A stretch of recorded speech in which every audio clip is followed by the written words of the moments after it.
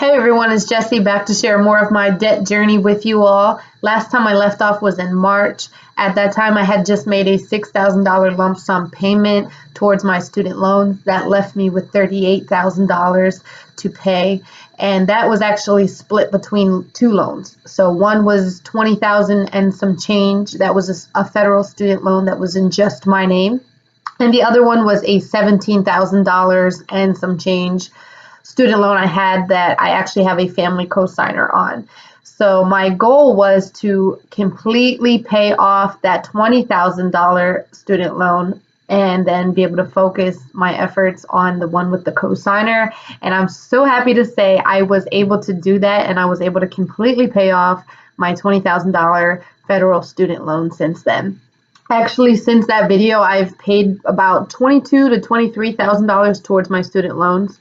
The way I was able to do that is because I took $7,500 from my emergency fund and put that towards that loan, which it was actually really, really hard for me to do, guys. I did not want to take that chunk that I have worked so hard to save up for and put it towards the loan, but I knew I had to.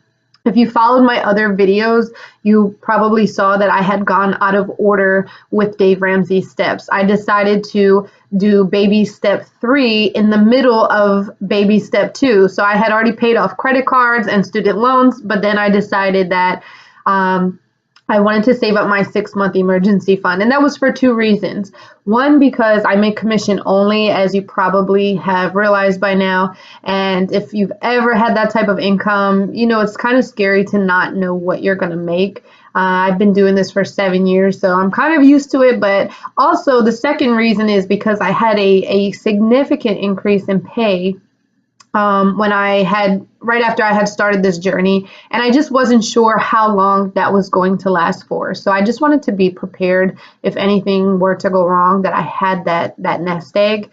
Now that I'm getting closer to the end of baby step 2, I knew that it was time to let go of some of that, and because I'm following Dave's methods and I want to trust in his process, I knew that the best thing to do was that. But it was kind of a bittersweet moment. I knew that it would jump me forward in my timeline so much. I knew it would help me get to the end of baby step 2 so much faster if I did kind of take from that. So that's how I was able to pay so much in the last 3 months towards those loans.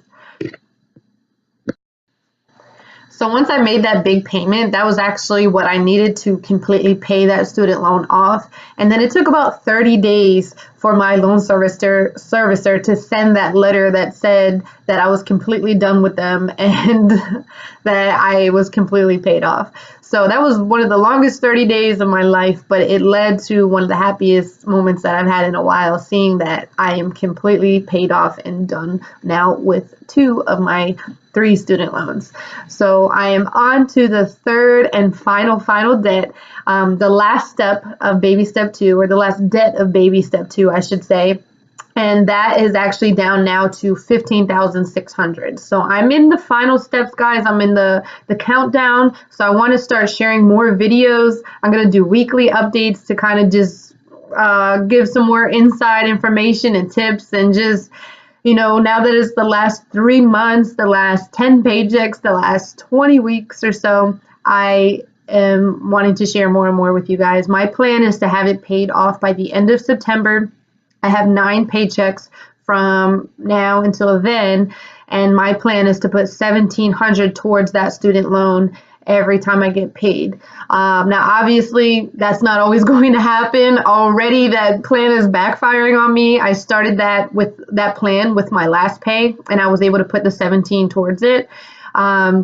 And this pay, I'm not even going to be able to put anything towards the debt at all. I'm going to have just enough money, not even really enough to cover my bills. So it's not always going to work out, but I'm prepared for that. And the next time I get paid, I'm just hoping that maybe I can put double towards that.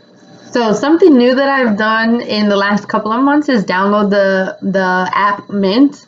Definitely not an ad for them. It's a budgeting app, and I don't use it really to budget because my commission is so irregular that I really find that pen and paper works best for me to budget. But what I do like about it is that it actually shows your net worth, and I've never actually really seen that number in black and white before. I've always known it, but it's kind of interesting because they take every financial account that you have, credit cards, bank accounts, everything, and they have it all in one place for you, so you can really just get an overall picture of your finances. So that's what I've kind of liked it for, is just to have that big overall look at everything I have going on. And pretty much since I've been 18, I've had a negative net worth, negative $90,000 pretty much for the last 10 years or so. And I never thought that I'd really be able to see that number change. I definitely didn't think I'd have, a positive net worth anytime. And what's been so exciting is to see that number just go down and down and down. So I'm now at negative $10,000 net worth, which I never thought I'd be so happy to be a negative net worth kind of person. But very shortly, I'll have a $0 net worth, and that'll be a great day because from there, it only is going to go up once I start putting all this money I've been putting towards debt into investing and into different accounts and savings. I'm going to be able to have a big positive net worth, and I think I'll be probably the first in my immediate family to be able to say that, which is a huge thing. And that is something that I'm realizing about this debt journey. It's not just about paying off debt and having more money for yourself, but it's actually about changing your entire family's story. It's about changing the way that the future will be for you, for your children, for your family. I don't have kids myself, and I don't think that I will, but I have a lot of nieces and nephews, and I fully intend on sharing with them and educating them about finances. And I'm going to make sure that they never ever have to go through what I went through and make those same mistakes that I did and take out student loans and not be able to progress and do the things that they want to do. I'm going to make sure 100% that they are all on the right track and learn the things that were not taught to so many of us. So it's definitely a powerful journey, guys. It's not just about you. It's about a way bigger picture than that. Also, I wanted you guys to realize that your net worth does not necessarily go hand in hand with how much money you make. A lot of people out there, you might see them and think that they make a lot of money or know that they make a lot of money. They might have flashy cars or be living, an extravagant lifestyle, and you wish that, you could be living that lifestyle. But over the last year, I have managed to increase my income over 200%. Last year, I was able to make $110,000. And my net worth for the entire time was negative. I'm just now up to negative 10,000. For most of the time, it was negative 20, 30, $40,000. So as I mentioned in my last video, the book, The Millionaire Next Door, I definitely recommend everyone reads that because it kind of talks about that. There's people that look rich and act rich, and then there's people that actually are rich. And there's a major difference. If I hadn't been putting all this money towards student loans and other debts, I probably could have bought a really nice car, and I could have got a fancy apartment, and I could have had, designer handbags. But of course, I did not do that, and I put it towards my debt. But had I had those things, a lot of people would have, maybe thought that I was doing so well and that, maybe they envied me for the things that I have. Meanwhile, I would have been just digging myself further and further and further into a hole. So I want everyone to realize out there that there is a big difference between your net worth and your income. Just because you're making a lot of money does not mean that you're wealthy at all. And also, I want everyone to know that you can do this journey on any type of income. I mean, obviously it helped, my increase in pay did help significantly.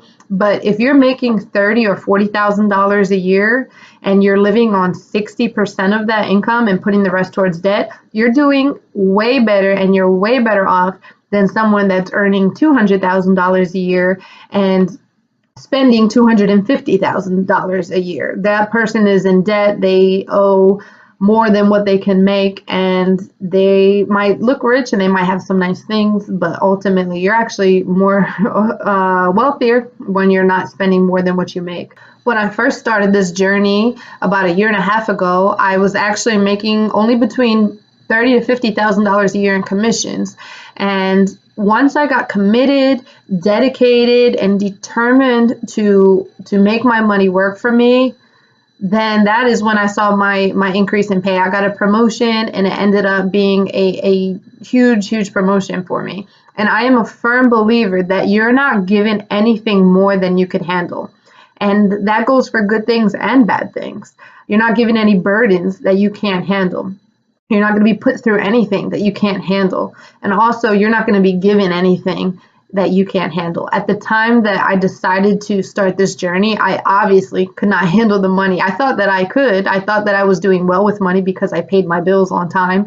But now, after educating myself, I realized that that was pretty much a joke. I was in $90,000 student loan debt. I had a car that I was financing. I had credit card debt. So I really was not good with money. Once I decided to get committed to that is when God or the universe or whoever you believe in gave me the opportunity and the resources, because I was able to handle it better.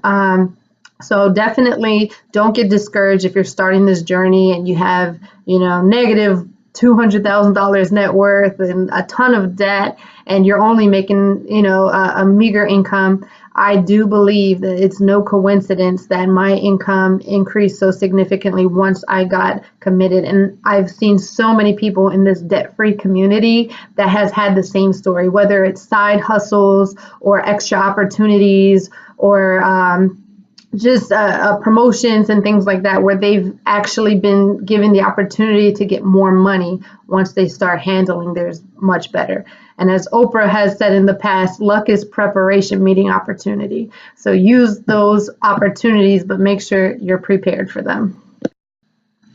Ultimately, though, guys, net worth does not equal self-worth. So no matter what's going on in your life and how far you are into this journey, whether you're just starting your baby step 2 or your baby step 1, or if you're just thinking about becoming debt-free, don't get discouraged. Your net worth is not your self-worth.